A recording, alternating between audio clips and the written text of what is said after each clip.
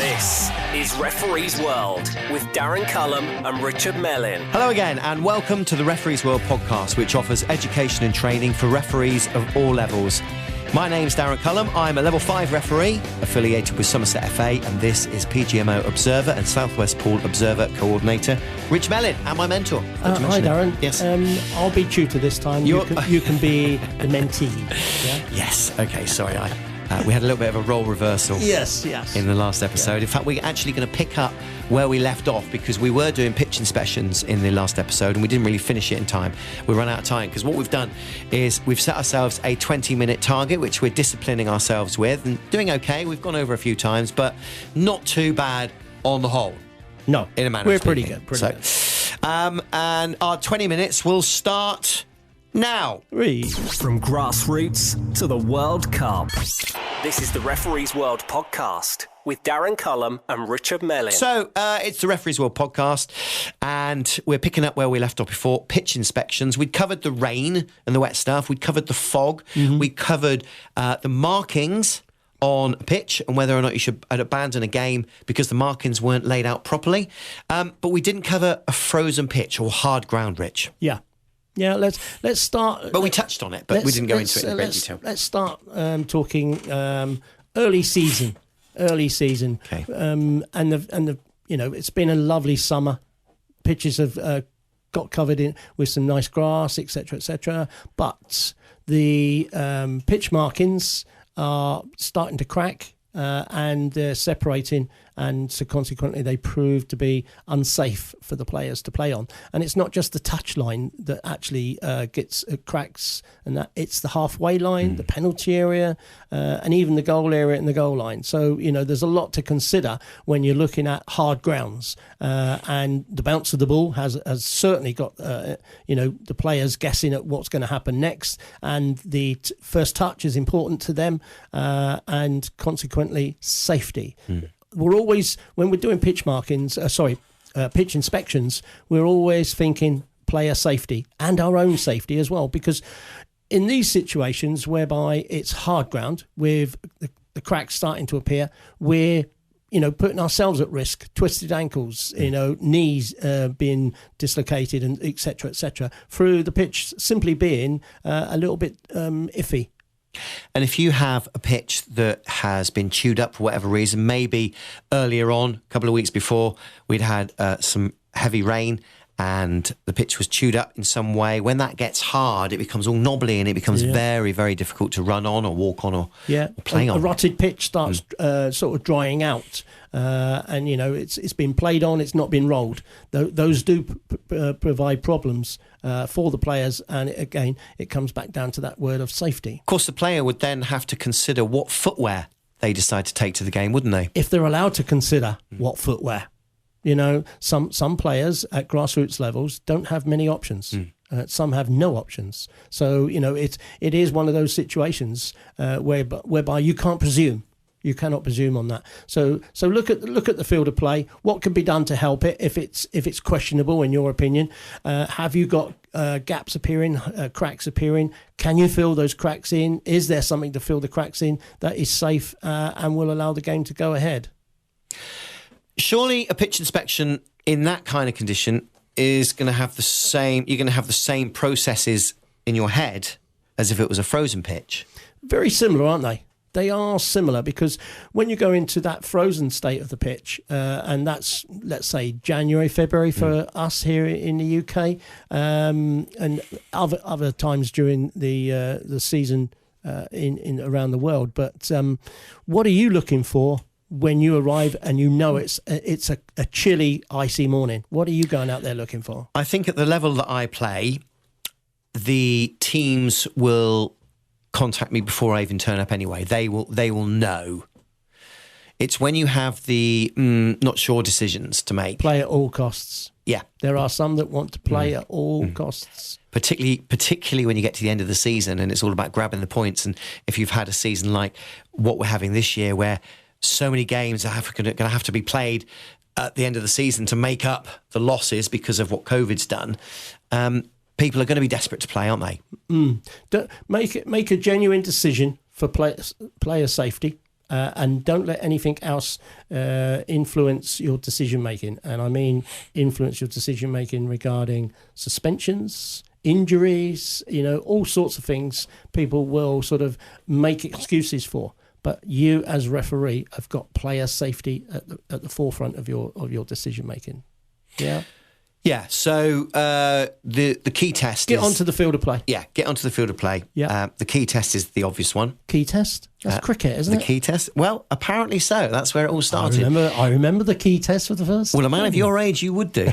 You were probably there at that game, that very first one. I could have been. So, yeah, the key test, for those who don't know what the key test is, perhaps newer referees and younger referees are quite unsure, just explain what the key test is, Well, Rich. The key test became a feature in testing the cracks on the field of play in cricket.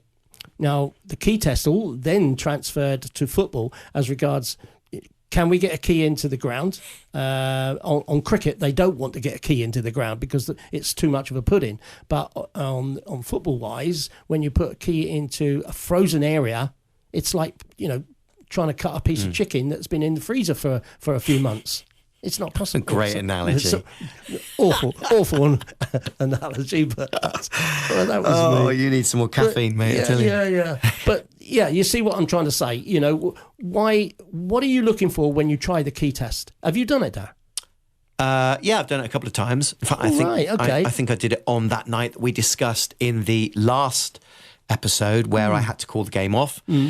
And it's not one that I've used loads of because I think most referees will get a pretty good feel once you arrive at the ground and you walk across, and you'll know straight away whether or not you're going to play it. Right, okay. Yeah, you get a feel for it, So literally, I've put the key in, and if the key goes in up to the end of the straight bit before it turns into the round bit... And we're talking about a Yale key here, We're talking Yale keys, aren't we? Okay. God, I've talked some old tosh. How do we get to this? A Yale key. Right, okay. What's a Yale key got to do with football? A Yale key. Key test. Key test, yes. Okay. Describe the key test. What influenced you to not play the game, or you decided to play the game? For me, it would be a case of walking across the field of play to start with, as we've already previously discussed. I would know underfoot whether I'm going to play. I think the key test is... a final confirmation for myself. Yeah. You've got to bear in mind, because if you turn up at 10, 11 in the morning and the forecast is to be a dry day and sunny and the temperature might rise a little bit, then you might be in luck because... if you get some winter sunshine, it might defrost. Absolutely. And if you are local to where you're going to be playing and you've got time to go down in the morning and do an inspection, then great. By all means, I would suggest go and do it. Yeah. The problem lies when you have to travel 20 or 30 miles to get to your game because you're not going to be able to go there first thing in the morning. You're going to be relying on somebody who's got... Would you phone up a colleague to go and have a look? Would you phone up the club directly? I'd probably phone the club directly because they're going to have a better knowledge of the ground based on the weather forecast. And, particularly where we live in Somerset, and I'm going to use Weddon Cross as an example here.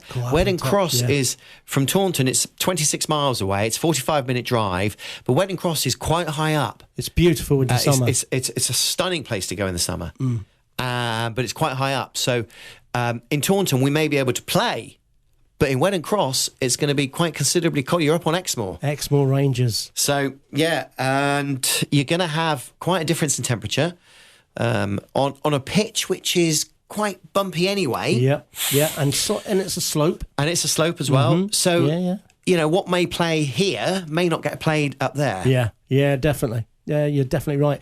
I mean, the key test is there to decide if the stud will go in, isn't it? That's why we're using the key, theory, to see if the stud will go in. And it's a good gauge of could you play the game or will you call it off? Icy, frosty conditions. You're skating around like Bambi on ice. So it's a risk, isn't it? It's a risk, and I think sometimes we're too eager to play a game, and injury comes from it. It's funny you say that because when we get back after lockdown, there are going to be so many players craving to play the game, and they're going to want to play whatever. So there is a risk that they might try to pressure you even more so now because they want to get the games under their belt. Yeah, of course. I mean, so many games. I think, let's say, during this month of lockdown, from beginning of November to beginning of December, I think, let's say, we're going to lose, grassroots-wise, 6 games. And they're going to have to be fed into the season somewhere else. And hopefully we don't have the bad weather that we lose more games, because we'll probably have half the season to complete the games in about 2 months. And that will be absolutely manic, because players play for Saturday clubs, they play for a Sunday club, and it's just going to be mad. So we're playing two games a day for about 3 weeks. I wouldn't. Don't joke. I know. I don't know. I won't go there just in case. So, so key test is obviously the one that most people can recognise and associate themselves with. Gauges the stud depth if it's possible to play. Are there any other areas that... I think that's about it for that follow-up on what we've discussed last podcast and this one now. I think we've sort of thrashed that one. Any other random areas where you may not have a game weather-wise? I suppose that's pretty much it, isn't it? That's it. I think the other thing that I think you alluded to this on your previous description of when you've done a game at Taunton under 18s versus Bridgie under 18s, that certain parts of the pitch are influenced by the weather. Under a stand, by the shadow of the stand, whereas other parts of the pitch get the warmth of the winter sun on it. So there's a conflict between the two areas on the field of play. So all I would say to our colleagues there is be aware of that and make sure you do a thorough inspection. It's the Referees World podcast with Darren Cullum and Richard Mellin, and we are here every week now on Friday, which is when the podcast gets released. It'll appear at 5 o'clock every Friday. Well, that's the theory behind it. And so far, it seems to have worked, Rich. So yeah, I haven't overslept. No. And we're doing it weekly as opposed to monthly, which is great because it means we can cram a few more episodes at you and discuss things in finer detail, but over a shorter period of time, i.e. 20 minutes. And we're 10 minutes into this episode. We are. So we're moving on now. And what are we moving on with? Well, do you want me to call a topic to you? Yeah, go on, let's throw it. We've got 10 minutes. A topic that we struggle with. Go on. Okay, and this is, I don't know anybody that's an expert in this part of the game. Go on. Advantage. Oh, advantage. Oh, beautiful. Okay. Let's do advantage. You say beautiful. Let's, your face has changed. Let's do it. The gesture on your face, the emotion is... Well, the colour's drained. No, the advantage. I played an advantage the other day, and I was quite happy with that one. Congratulations! I could have used my signals better, but here we go. Here we go. Now we're going on to advantage. Right, we have only got 10 minutes on this. So, we had a disagreement over the signals many moons ago. Come on then. And I was being assessed at a game, and I played the advantage, but I had the arms out in front of me, but pointing downwards. And the assessor, whose name I've forgotten, but is a very good friend of yours from Bridgewater, he told me that I should be running up there like that with my arms in the air. No way. I'll have words with that assessor. Do you know who I'm as a mate, about? as friend to a friend? Yeah. I think I do. Yeah. But tell me, when you're running, and any athlete, any sprinter, well, this is it. Any sportsman, have you ever seen a sportsman running with his hands above his head? No, which is why I ran. Why do we do that? No, exactly. Why are we promoting that idea? The advantage signal has changed in the last couple of years, and I'll go back to those couple of years that you missed out on. The advantage signal can now be demonstrated with a one-arm straightforward gesture. Right, okay. And that's how you do it. You don't have to have two arms out displaying advantage signal. And the easiest thing for me is when I was running as a referee, the easiest thing to do is to put my arms out in front of me, because at some stage when I'm running, my arms come out in front of me because of the running style. So all you have to do now is keep moving, and your arms are automatically in that position for advantage signal. Obviously, hold it, and shout it as well. Yeah, sell it, and really sell it. But some people might say milk it.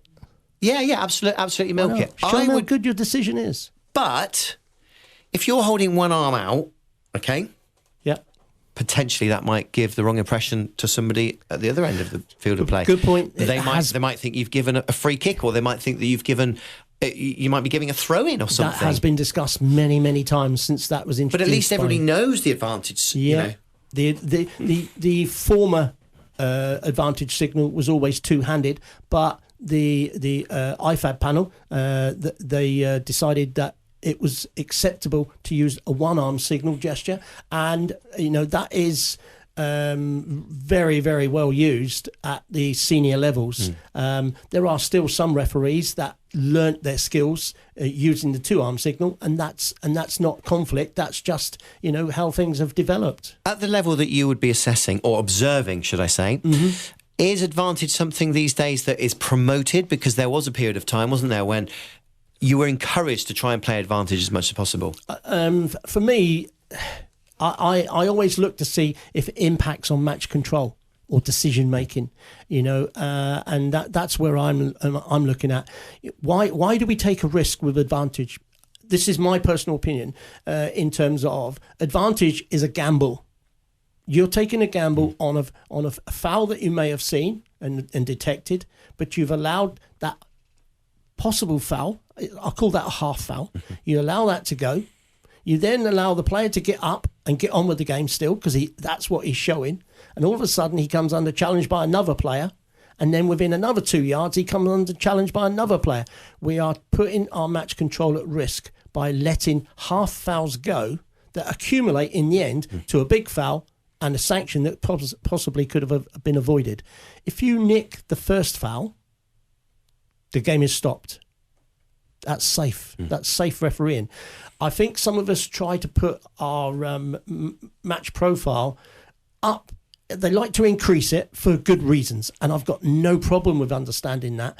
But when it bounces back at them, and it's not a good decision to have tried to play advantage, and you've put the player's safety at risk, he's taken a heavy challenge, and you've now got a big admonishment of the player that's committed the offence, or you've even got a sanction for him. I think we sometimes gamble unnecessarily, and that's my point. Is there a period of time that you would suggest 10 seconds, 15 seconds before you decide to pull it back? 15 seconds. That's a long time, isn't it? Shall I turn the microphone off now and see how long 15 seconds is? Okay, we'll do a count of 15. We're going to shut up for 15 seconds, starting from now.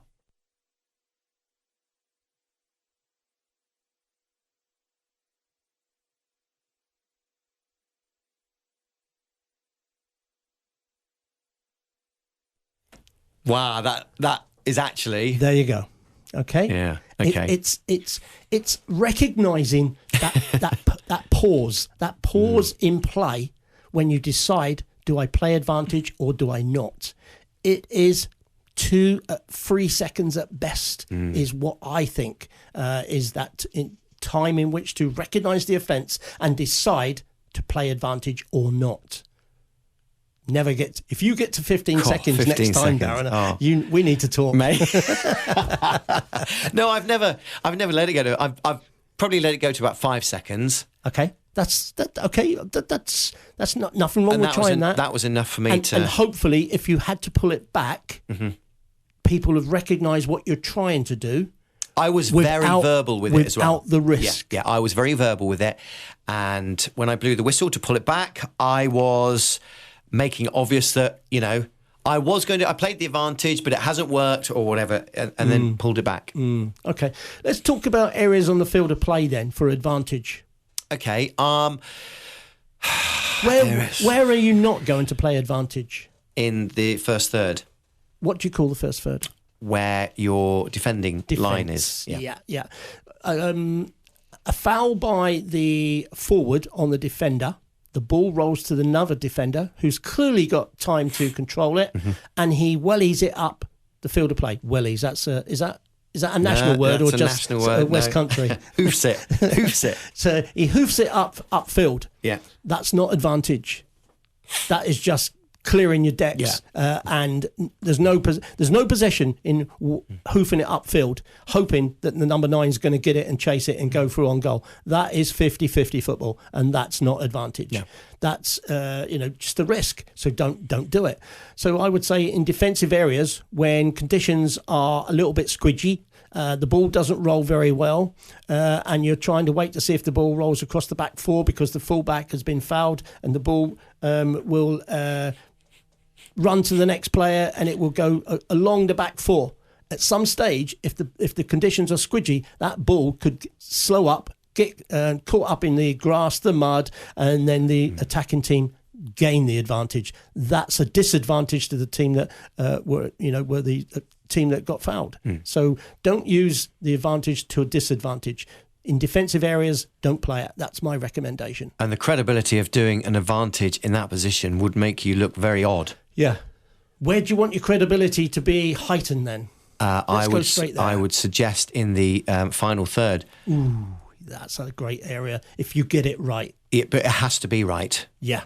Yeah, there's a great feeling. The pressure is on when you do it there. But when you get it right, it's a beauty. Yeah. It's a great feeling. And a lot of satisfaction. There aren't too many players that turn around and say, great advantage, ref. Unless, of course, you're clever enough to say, advantage. And then everybody knows what you've done. And he goes through and he scores in the next phase of play. Someone will come back and say, well done, ref. Yeah. That's how you sell it. That's how you milk it. And that's not being naughty. That's just making sure that you communicate effectively. Because that's the big thing with advantage. Communication, visual and audible. Yeah. Voice, play advantage. I wouldn't advise colleagues to use play on.